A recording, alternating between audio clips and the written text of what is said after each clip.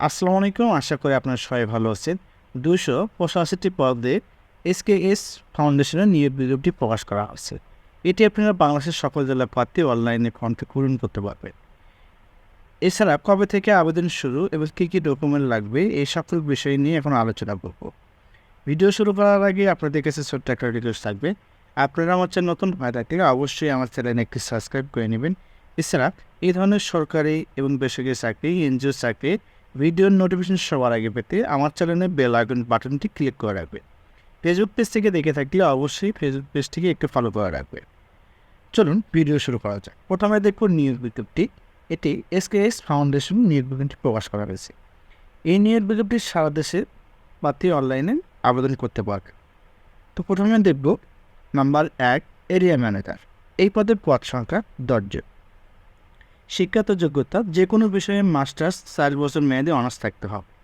NGO আর্থিক প্রতিষ্ঠানে ঋণ কার্যক্রমে একসাথে ৫টি ব্রাঞ্চ পরিচালনায় কমপক্ষে ৫ বছরের বাস্তব অভিজ্ঞতা থাকতে হবে। এছাড়া মোটরসাইকেল চালানোর সক্ষম ও বৈধ ড্রাইভিং লাইসেন্স থাকতে হবে।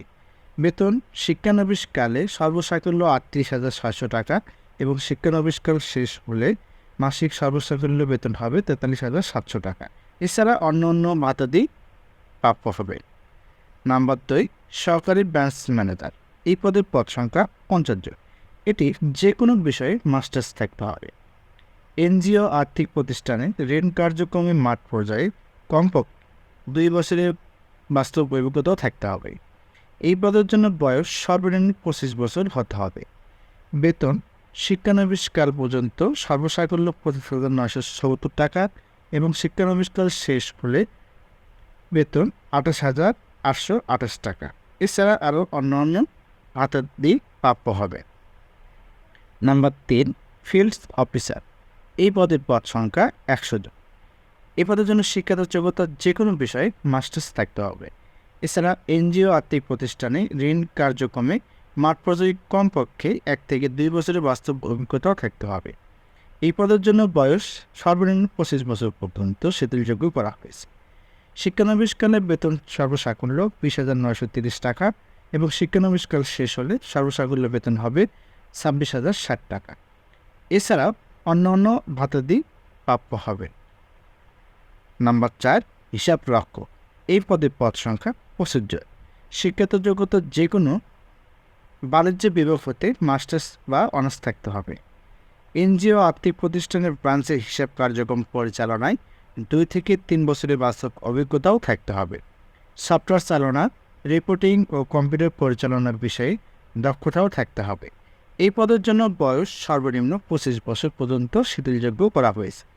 বেতন দক্ষতা ও যোগ্যতার ভিত্তিতে মাসিক বেতন ভাতা হবে সর্বসাকুল্য ২৬,০৬০ টাকা। এছাড়া আরও অন্য ভাতাদি এবং ভাতাপ্রাপ্য হবে। Number ৫, field assistant. এই পদের পদ সংখ্যা ১০০ জন। এই পদের জন্য কমপক্ষে অনার্স বা ডিগ্রি পাস থাকতে হবে।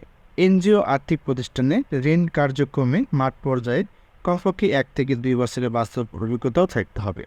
এই পদের জন্য বয়সসীমা সর্বনিম্ন ২৫ বছর। শিক্ষানবিশকালে সর্বসাকুল্য বেতন ১৮,৮৮০ টাকা এবং শিক্ষানবিশকাল শেষ হলে সর্বনিম্ন বেতন ২৪,৮৬০ টাকা। এছাড়াও আরও অন্যান্য ভাতাদি প্রাপ্য হবে। এছাড়াও সাপ্তাহিক ছুটি ২ দিন এবং পিএফ, গ্র্যাচুইটি, চিকিৎসা সেবা সহায়তা, অন্যান্য বৈশাখী ভাতা সহ অন্যান্য কাজের জন্য বিশেষ যাতায়াত ভাতা প্রদান করা হবে।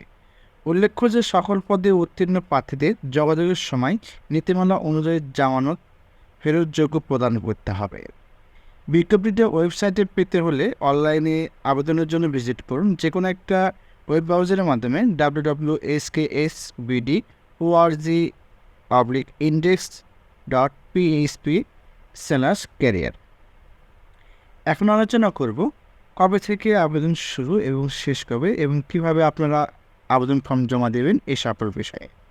সাধারণত উক্ত সংস্থায় ঋণ কার্যক্রম বাস্তবায়নের সম্প্রসারণ নিমিত্তে নিম্নলিখিত পদে কর্মী নিয়োগের জন্য যোগ্য প্রার্থীদেরকে নিম্ন স্বাক্ষরকারী বরাবর লিখিত আবেদনপত্রের সঙ্গে একটি পূর্ণাঙ্গ জীবন বৃত্তান্ত, অবশ্যই ইমেল এবং ফোন নাম্বার উল্লেখযোগ্য এবং 2 কপি পাসপোর্ট সাইজ রঙিন ছবি, নাগরিকত্ব সনদ, জাতীয় পরিচয়পত্র, শিক্ষাগত যোগ্যতা ও অভিজ্ঞতা সনদের ফটোকপি আগামী 30 সেপ্টেম্বর 2024 তারিখের মধ্যে অফিস চলাকালীন সময়ে এসকেএস ফাউন্ডেশন, কলেজ রোড, উত্তর হরিণসিংহা, গাইবান্ধা 5700 এই ঠিকানায় ডাক, কুরিয়ার এবং সরাসরিভাবে আপনারা আবেদনপত্র জমা দিতে পারেন। এছাড়াও hr@skSBD.org এই মেইলেও আপনারা আবেদন ফর্ম জমা দিতে পারবেন। শুধুমাত্র বাছাইকৃত প্রার্থীদেরকে নিয়োগ পরীক্ষায় অংশগ্রহণের জন্য ডাকা হবে। এছাড়া এখন আমি আলোচনা করব পরীক্ষা গ্রহণের ভেন্যু হবে কোন কোন জেলা এই সকল বিষয়। সাধারণত পরীক্ষার ভেন্যু হবে ঢাকা, সিরাজগঞ্জ, রাজশাহী ও গাইবান্ধা জেলায় আপনাদের পরীক্ষা গ্রহণ করা হবে। এখন আলোচনা করব বিশেষ দ্রষ্টব্য কিছু রয়েছে, যেমন অবশ্যই যখন আপনি আবেদন কুরিয়ার করবেন বা ডাক যোগাযোগে পাঠাবেন বা সরাসরি জমা দেবেন, সেক্ষেত্রে খামের উপরে আবেদনপত্রের উপরে অবশ্যই পদের নাম উল্লেখ করতে হবে।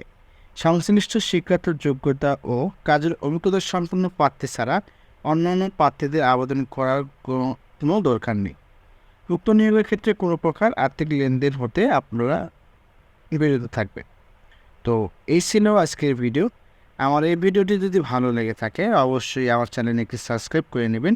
এছাড়া এই ধরনের এনজিও এবং সরকারি চাকরি নিয়োগ বিজ্ঞপ্তির ভিডিওর নোটিফিকেশন সবার আগে পেতে আমার চ্যানেলে বেল আইকন বাটনটি ক্লিক করে রাখবে। আর ফেসবুক পেজ থেকে দেখে থাকলে অবশ্যই আমার পেজটিকে একটি ফলো করে রাখবেন। আর ভিডিওটি যদি ভালো লেগে থাকে অবশ্যই আপনার বন্ধুদের কাছে শেয়ার করে দেবেন। আর এই নিয়োগ বিজ্ঞপ্তির লিঙ্ক আমার ভিডিওর ডিসক্রিপশন এবং প্রথম কমেন্টে দেওয়া রয়েছে, আপনারা সেখান থেকে ডাউনলোড করে আরও ভালোভাবে বিস্তারিত দেখে নিতে পারবেন। আমার এই ভিডিওটি সম্পূর্ণভাবে দেখার জন্য আপনাদের সবাইকে ধন্যবাদ। আসসালামু আলাইকুম।